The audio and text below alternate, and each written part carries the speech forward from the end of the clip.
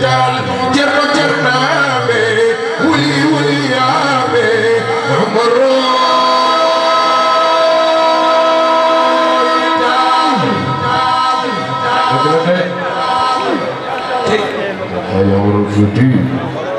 فخيم سعيد النور عني بالطرفين جهنم قلبي والسعير وقوده لكل محب للهوى ألم النوى ولا سيما مثل السعيد بعيد كفكر ما في شيخ الحاج عمر الفوتي يدال شيخ الحاج عمر الفوتي يدال فكم عدو هده الولي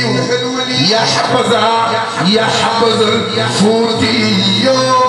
الرجل الذي أتى من فوتا لولا وكان الدين أن يفوتا شيخ الحاج عمر الفوتي قال قل يا عالم عايز الجام جرنا ولي يا عمر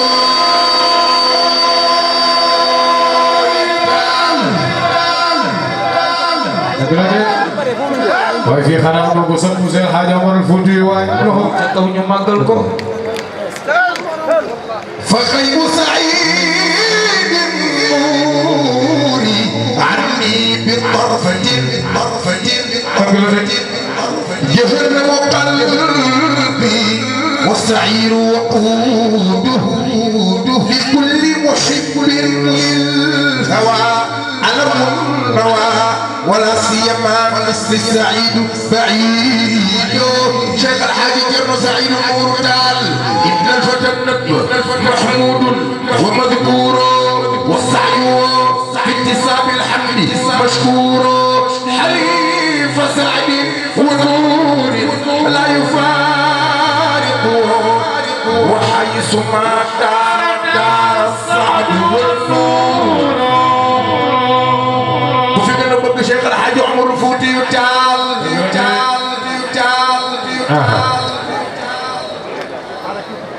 فكم عدو من هذا الولي كم نور سمام يا حبذا الفوتي سيد الحاج ماين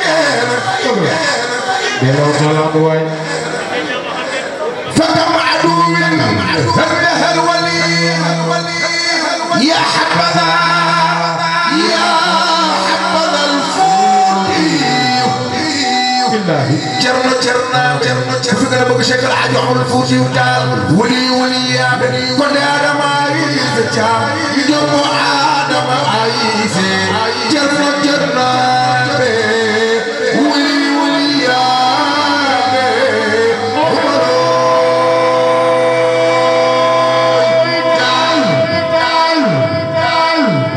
juda waaye loxo ca kaw cëg la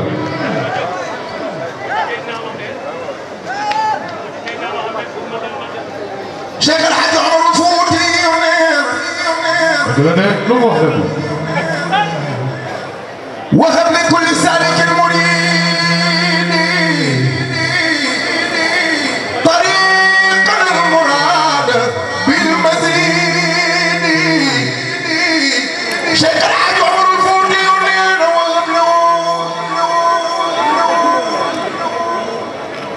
وهب لكل سالك مريد طريقا المراد بالمزيد جرم شيخ تجار تعرفك جرم نور سمرنين وهب لكل سالك مريد طريقا المراد بالمزيد والكل بين كل موني واكشف له عن حضرات الدهور سمرنين حتى يشاهدك انت حقا يقينا ربي بدا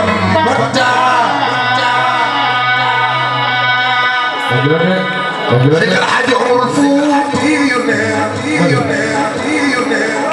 وهب لكل سالك مريد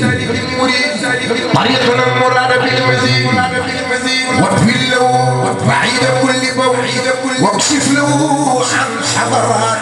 الكون حتى يشاهدك أنت حقا يقينا ربي بكتا وأسقيه ربي من ماء الغيوب وتوجه كل تاج محبوب سلم شيخ الحاج عمر الفوتي ورده من كرده يواتي وركبه مركب النجاة جرور سمام شيخ عمر الفوتي وامدد له بالسر وسر الاسم وغطي بعب يسمي والتخفي مقولة العيال ما دام في ميدان ذاك الحال سلم شيخ الحاج عمر الفوتي جرم محمد البشير تال جرم محمد البشير وجرم منتخبات تال وشيخ الحاج عمر الفوتي تال جرم جنامي ولي يامي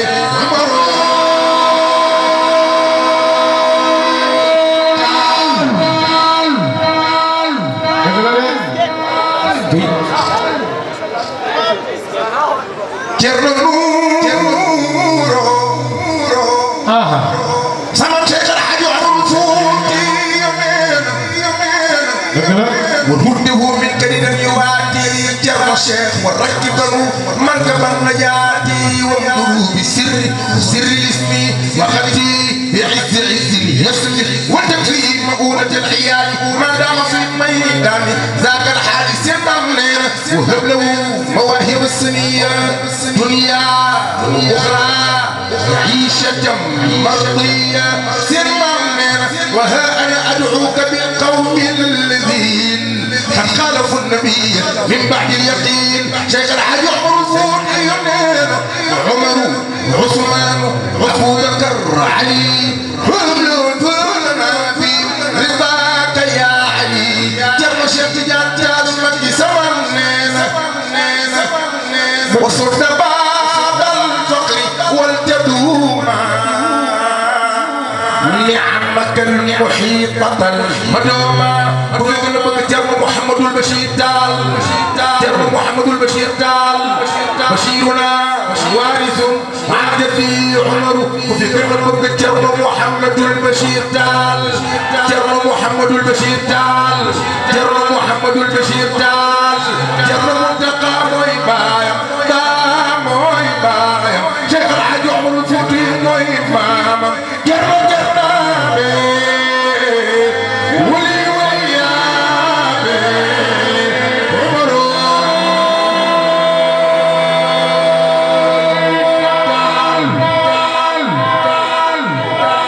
الحمد لله حق حمده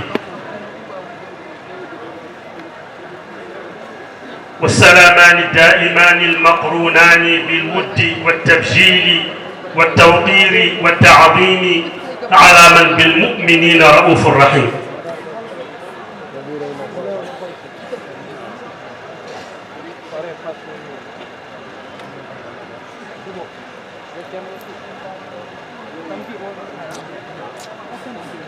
ورضي الله عن أس الوسائل ينبوع الرحمة تاج العارفين بحر الحقيقة صاحب الفيض والختم والكتم أبي العباس أحمد التجاني رضي الله عنه ورضي الله عن جميع خلفائه ومقدميه وتلامذته ورضا خاصة عن خليفته الأكبر وصاحب سره الأشهر مولانا أبي حفص الأبهر وعمر بن سعيد الفوتي الجدري الحواري سادس خلفاء الحق وخاتمة المحققين رضي الله عنه وعن أجدادنا الذين كانوا معهم يجاهدون في سبيل الله إلى أن أتاهم اليقين الذين قال في حقهم كرجاء بن عمر البابادي رجال أجابوا شيخنا عندما دعا أولئك حزب الله أهل الفضائل فجزاهم الله عنا كل الخير. ثم أما بعد السلام عليكم ورحمة الله تعالى وبركاته. بندرات شكرية الله يجود إن الله محمد صلى الله عليه وسلم من calmini on salminanu l'islam min juurima on min gardini e salminanu he ahlu beyti rasuli sallllahu alayhi wa sallama wonɓe e jonde he eɓe ngala ɗo kala eɗen pawa hen taniraɓe mawlana cheikh alhaji oumar alfouti radiallahu anhu eɗen pawa ɗum e junngo khalifa o ceerno bachiru muntaka taha cheikh alhaji oumar amir almuminina zamanuna yo allah yoɓan en mo moƴƴere so ɗum ɓenni en calmini en juurima ɓesgu cheikh alhaji oumar gonɗo ɗo e nder jonde he kala eɗen gardina hen ceerno nuuru mo cheikh oumar muntaka taha cheikh oumar ceerno nuuru yo allah yoɓ moƴƴere yo allah yoɓe moƴƴere e ndeɗo ɗo wonde nde ɗo wanɗa en ɗeɗo golle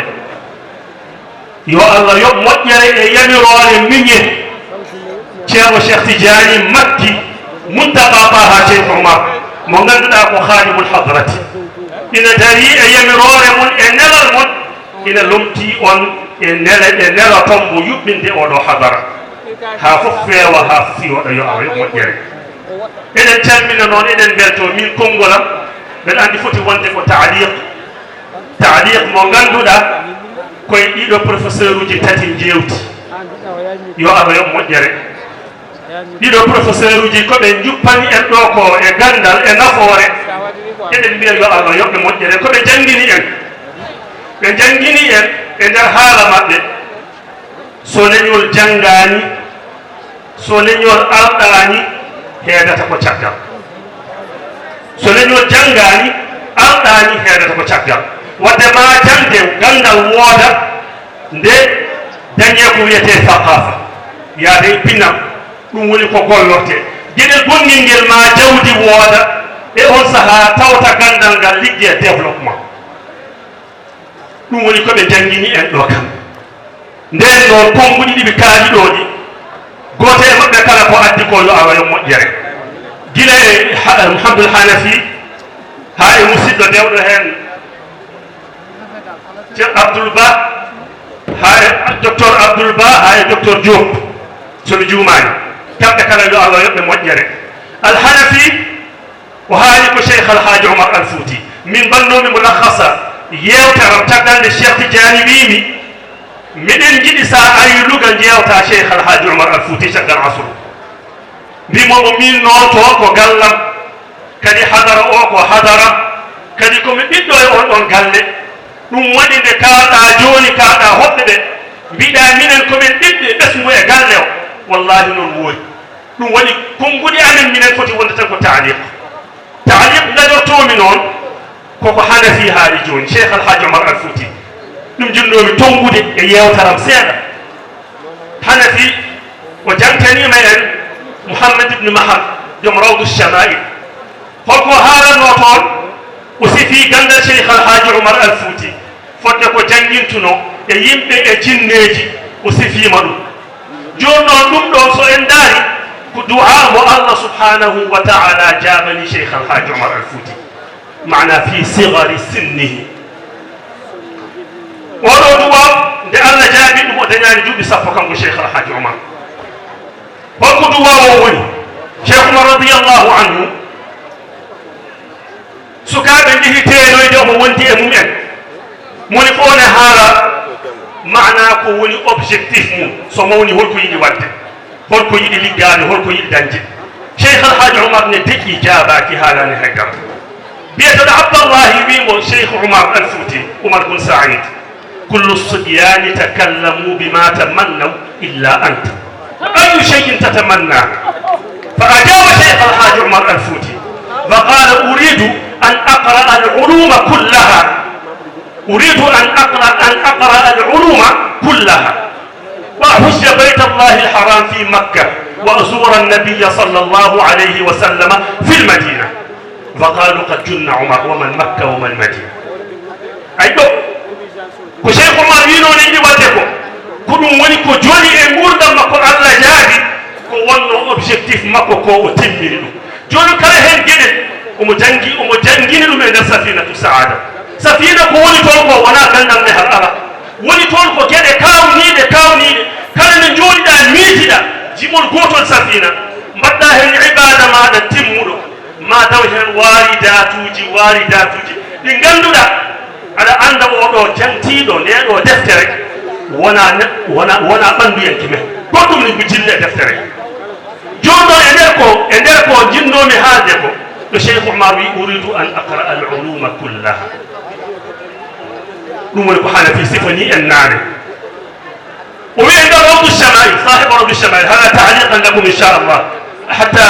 نقد مولي نقول هذه الحسانية منه نسمع شوي نقد مولي نكلم الحسانية هذا إن شاء الله أفعله تعليقا لكم إن شاء الله في صاحب روض الشمائل الذي معنا قلته أو تكلمته حال كثير إذا نمده بيدي ما يتجد ومانا نقول مجمي كوين يلفو فتكال جنو داها إن عندي أون قال لك وقال لك فل لك وقال لك ستا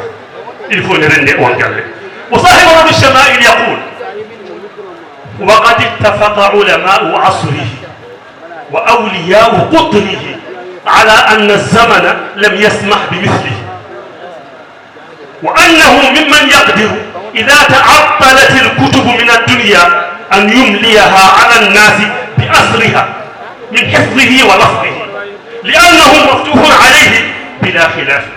والمفتوح عليه هو الذي لا يغيب عنه النبي صلى الله عليه وسلم طرفة عين ولا يخرج عن مشاهدة الحق جل جلاله إذا هو شيخ عمر هو جمرة الشمائل وجنجل أو هالي وي أو المود شيخ الحاج عمر الفوتي سبب درجة روض الشمائل ما توتون هذا ومبيا شيخ عمر هالي من مشافهة إن هذا بنوك إنفرو إن هذا من بالهدي نن روض الشمائل وي كان هو جمرة الشمائل وقد اتفق علماء عصره أي ونياجينو أريد أن أقرأ العلوم كلها ni cheikh omar wino e duuɓi muɗum seeɗa mimi wiyata duuɓi pamari sabu cheikh omar meeɗa wonde cukalel duuɓi tati ne janga qul huwallahu ahad ujunere kala jamma on rewani e cukkaku on meeɗa wonde cukalel duuɓi jeetati reeni qur'ana on meeɗa wonde cukalel duuɓi nogasi e joyi taw jangi galle on meeɗa rewde cukkaku ɗum woni ko wiyete e ɗalle makko de wona jangoyde ala ko liggoyade ɗalle ɗe ko ɓuri hewde e ɗalle ɗe wona datoyde gandal ala homo andi omo gasni omo liggoyo omo liggano diine l'islam ɗum wiyata mana kala ɗo garmi li nusrati ma qad sanna dama tanaqquli li nusrati ma qad sanna dama tanaqquli wona ɗanode gandal ala ko yaade omo jogui gandal omo hebbini teb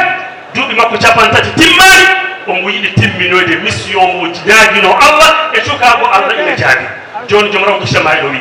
dendagal anduɓe zaman makko kawri saha makko dendagal jeenoɓe e leyɗele gure mabɓe kawri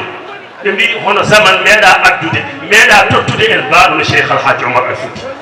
mbaɗo cheikh oumar meeɗa wonde e zaman makko on wodani e zaman cheikh oumar hay goto ala mbaɗo no cheikh oumar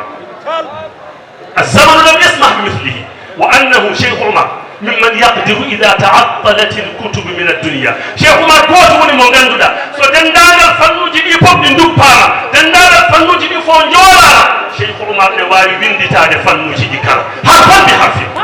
dabban bi dabbi o windito fannuji di haalaɓe ceerno wadde sen mbi ko jangoyde ala won goɗɗum ko woni caggal ceerno wattaqullaha wa yuallimukumullah ɗum ne woodi ilmu diraya holko hakkata ɗum ko wattaqullaha wa yuallimukumullah wadde beele ko ɗum o jogino mi kam mi wawa jantade ɗum mi wawa taƴnorade ɗum ni saabu duɓam famɗude ɗum kono dendagal fannuji ɗi fof so jooɗama cheikh oumar wawi wiide gaare gadde kayitaji fannuji ɗi fof bindite ha laaɓa ɗum ɗo o wonno ko wino an aqra al uluma kullaha jangude dendagal gande ɗe fof joni noon sa ƴeewi ko wiyete arifu billahi woni mo ganduɗa nelaɗo salah sallam meeɗa wirnade kanko cheikh oumar nelaɗo meeɗa wirnade kadi o meeɗa yaltude e seedon fagal allah subhanahu wa taala musal anduɓe misra mouhamadoul maghribi rendini ɗum en fodde andude oɗo ɓalejo ko ganno caggal zirgue ɗo zirguimo e fannul nahwi e fannul bayan walla badia mo wiyeten mana balaga fannul balagati so en ƴetti hoore fanno kañum mofti bayan mofti badia nebe kawre cheikh oumar o namdi cheikh oumar ɗiɗo fannuji jaabimo o faami o ko ganndo o renndini annduɓe misra fof o wiya o addi ko annduɓe sappo o renndini o wi on namdodire cheikh oumar mana الفقه المذهبي الفقه على مذهب إمام مالك شيخ عمر هاوري سابو بي كالا كو نامدي او جابو ويتي امي او غاندو او ادي تابان نايو غاندو تاوتي سابو بي موني تابان دي 50 رجلا اما نامنا شيخ عمر هو كو بدي كامبي كو الفقه على مذاهب الاربعه كلو بن نامدو نو دي شيخ عمر او نيني غاندي دي او نيني فقه سابو ne wadde baytul maqdis naade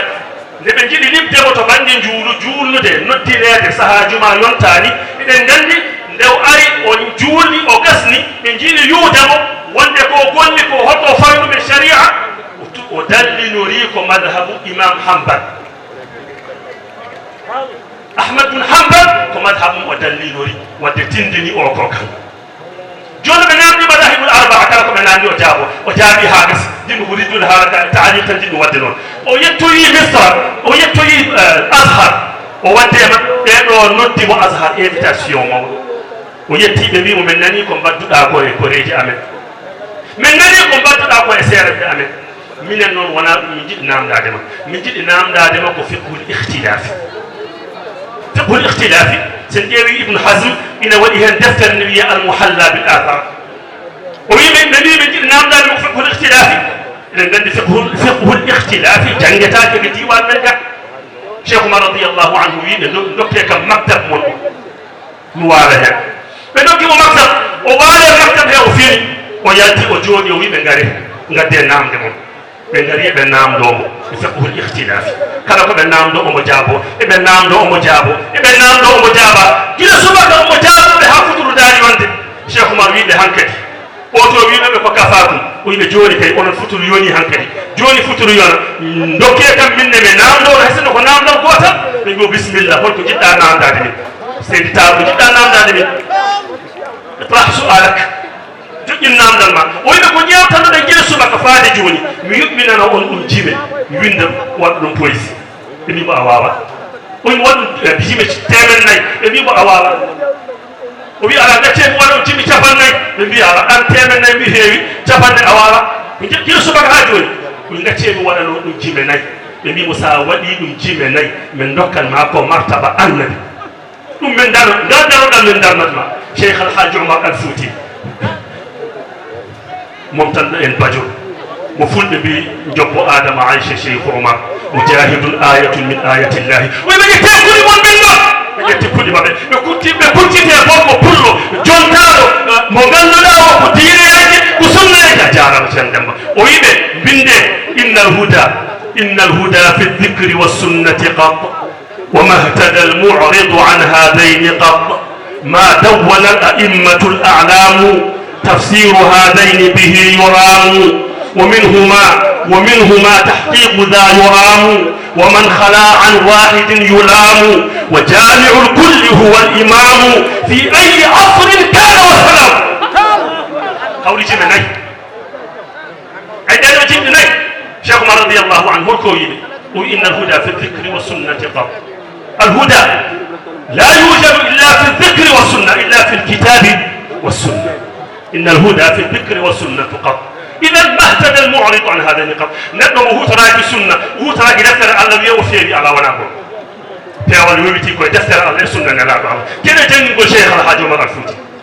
وما تونه لا يموت العلام بيدا بين دابيكو بديوانو جمالي غاندال بدني الشريعة ونمدو تفسير هذين لتكوي كتاب السنة نمبر تفسير ومنهما من اتهاج كتاب السنة بل تحقيق ومنهما تحقيق ذا يرام ومن خلا عن واحد كلامه تراك السنة دفتر الله وهو تراك السنة نراد الله وهو تراك ما دونه الأئمة الأعلام ومن خلا عن واحد يلام ونيته سنو تراك فوقه تفو ودي ونيته ودي وجامع الكل دين دو ديدو كلا كتاب السنة ما دونه الأئمة الأعلام وجامع الكل هو الإمام في أي عصر كان ودي هو كتندني أن قال نونالي شيخ الحاج عمر وانا مقلد ونوك مجتهد كان مجتهدا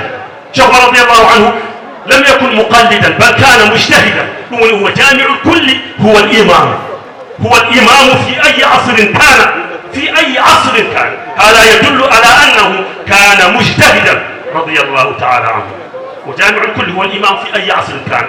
والسلام هوريتي بناي لأنه إذا جامع الكل هو أنت شيخ الحاج عمر. إذا درجونا بالفتور ودري وجولني بالفتور وانا أرى رأيوتي فوت صورة مبني مية هذا ما ورد معه ومع علماء مصر. ساجي يقولون كو يوتنو النار وده قدموا. إذا هذا هو الأبيات الذي ورد في الجواهر والدرر رضي الله عنهم جميعا الذين أوردوا هذه الأبيات فجزاهم الله عنا كل الخير. فلكم أندوني مهن أن أقرأ العلوم كلها. تيانو نور شيخ عمر يكبري هاوناتي كو شيخ عمر دوينو كو دوبي مودum pamari mi wiata cukagum ko duwino e duuɓi makko pamari yidde janngude dendagal gande ɗe fof o jonni ɗum e nder safinatu saada li ahli dafi wannashad. شيخ عمر وي عند سفينة السعادة سفينتكم فلك النجاة تمسكوا بها أيها الإخوان تنجو وتسعد فلا غرو بل لا ريب أن من كان يتخذ سفينة السعادة لا غرو بل لا ريب من كان يتخذ سفينة السعادة بل فاصغوا بل أنشدوا كما يقول جابر بن عمر رضي الله تعالى عنه جمل سفينتكم فلك النجاة شكرا وين قال سفينة السعادة سيد تعالى شيخ الحاج عمر الفوتي جابر بن عمر ويقول سفينة السعادة مكاتب وي سفينتكم فلك النجاة أي سفينة السعادة ويكنون لانا ملل تمسكوا بها أيها الإخوان إهيم المسيبة نجد سفينة هاتينا كتب سفينة السعادة سنهاري نجيب سفينة السعادة يبدأ أننا نمبر كوني فلا غروة بل لا ريب أن من كان يتخذ هاو يتو يقول نكونغل فقو فليها وليونو يهيكو فعضوا عليها بالنواجذ أنها داء لدواء القلب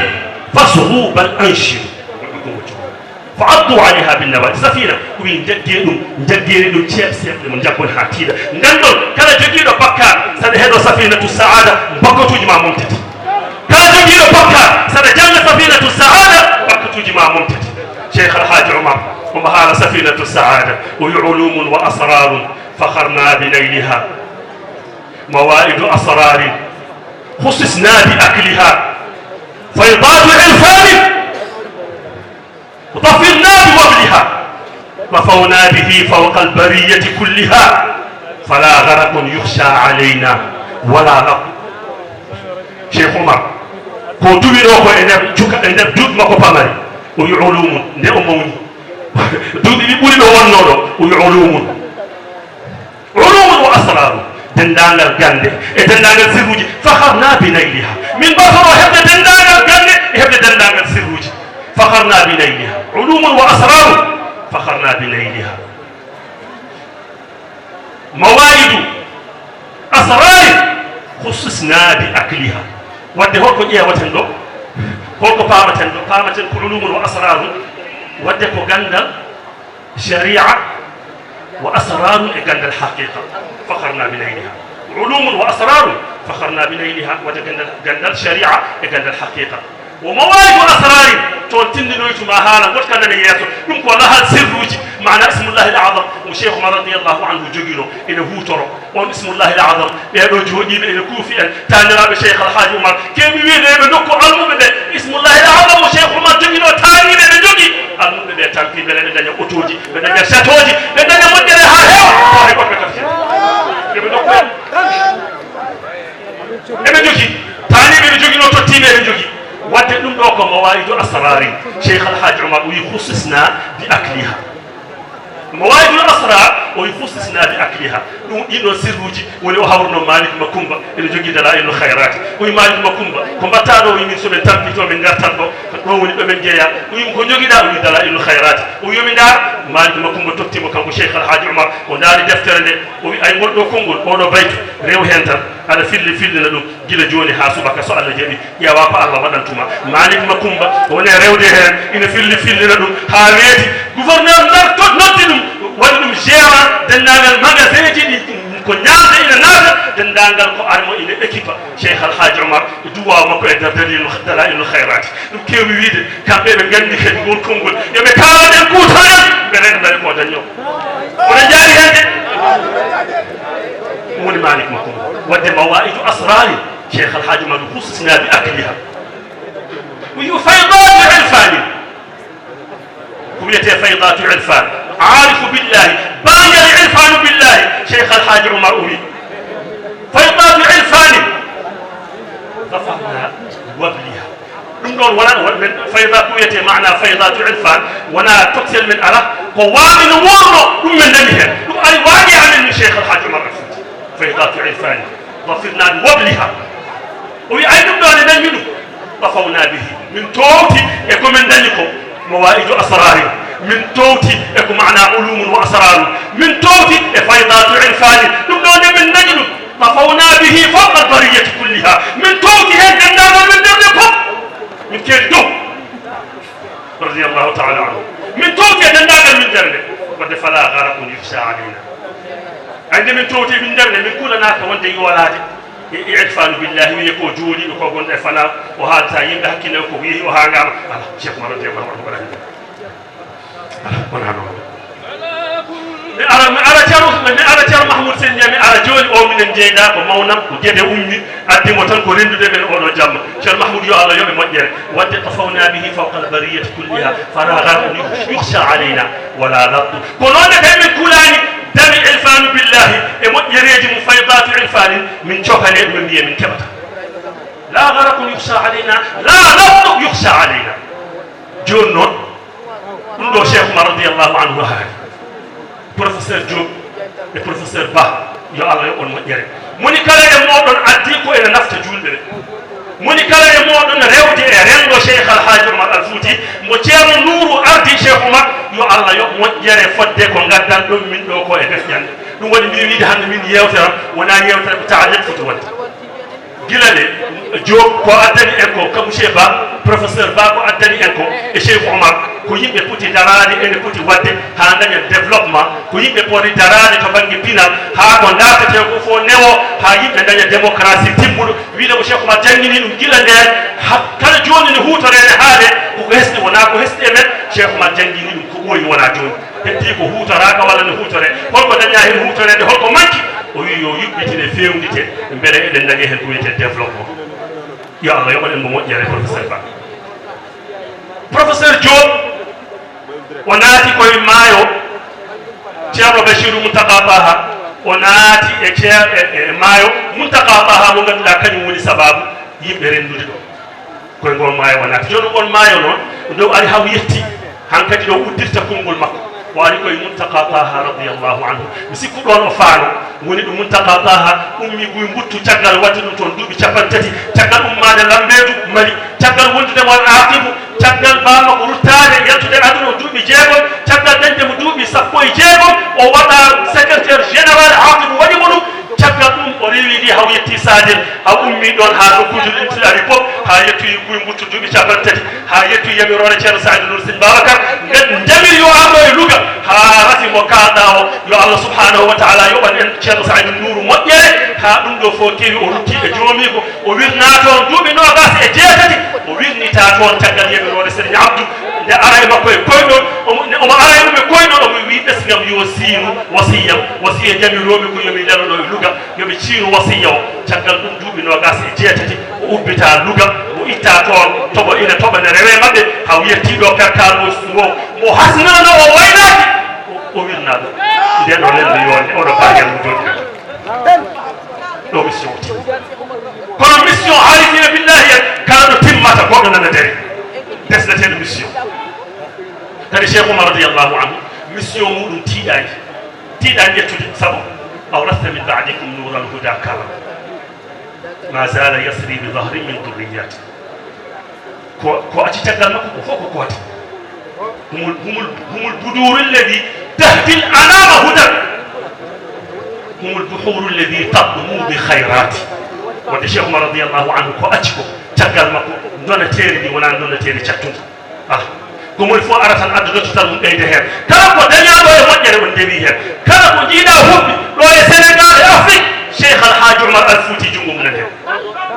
لو يسنغال كلا كم كدو تندال المجرين دنيا كلا جمودي كم كلا هكذا منادا أتوضع جنگو شيخ عمر أتوضع دعاء شيخ عمر den non wadde ko dum do woni taaliq mo bino lem wat jon non timminirtumi bino ko an aqra al uluma kullaha wa hujja bayt allah al haram fi makkah wa azura an nabiy sallallahu alayhi wa sallam fi al madina ko de do de do gede di newno hen jon de do gede didi o tantima de safinatu saada wadde mi wadadi mulakhasa hasino ko bindo gotol e der safina mi uddira dum kongola be jarnomi be jaafomi cheikh al haj umar al fouti so en ƴeewi e nder safinatu saada ko ñaaguino ko allah duwamo allah jabanimo gila duɗmo ko pamari cheikh oumar wi e nder safinatu saada li ahli dofi wannajada wi bi zawrati khayri lhalqi niltu muammali biha niltuha bilumri la bitaahuli linusrati ma qad sanna dama tanaquli sa ufni bihi umri wa jahi alladi hayatan bila rawhin wa mawtan bila ras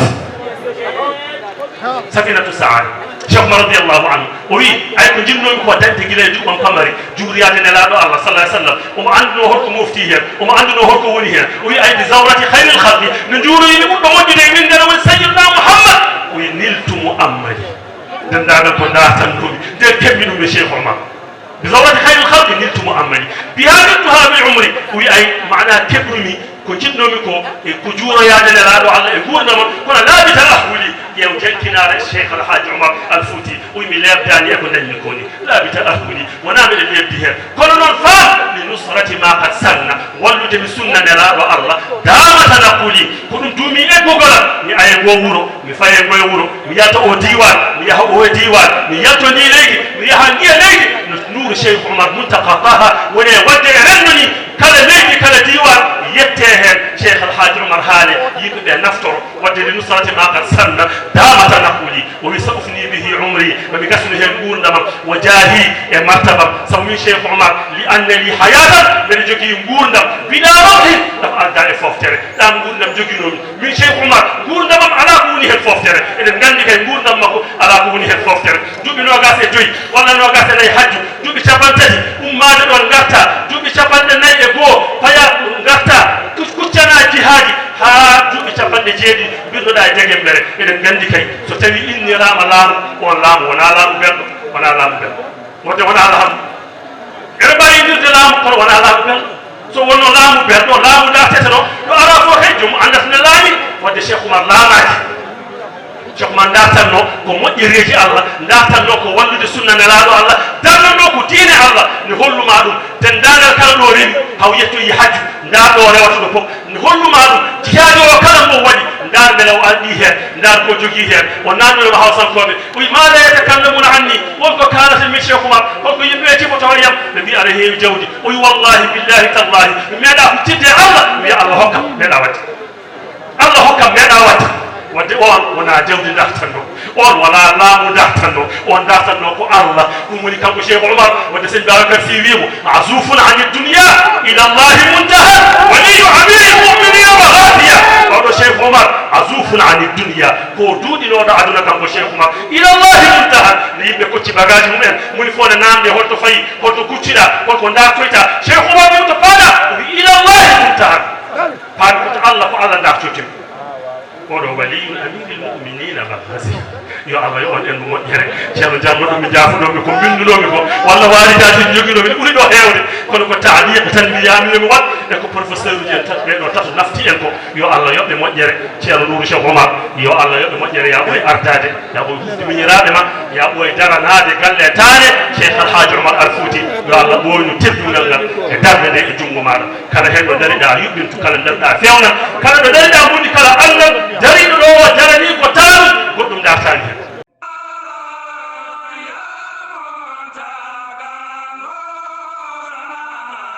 ya